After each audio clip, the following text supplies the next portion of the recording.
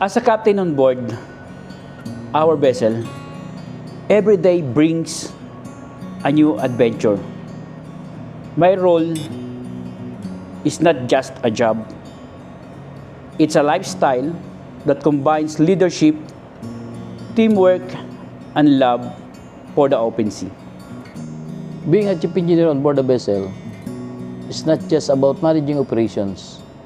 It's about leading a team through the vastness of the open sea with safety, efficiency, and a sense of adventure. On board ship, we operate as a tight-knit team, especially in the engine room. We work as one. Here at ship, we eat together, we work together, navigate challenges together.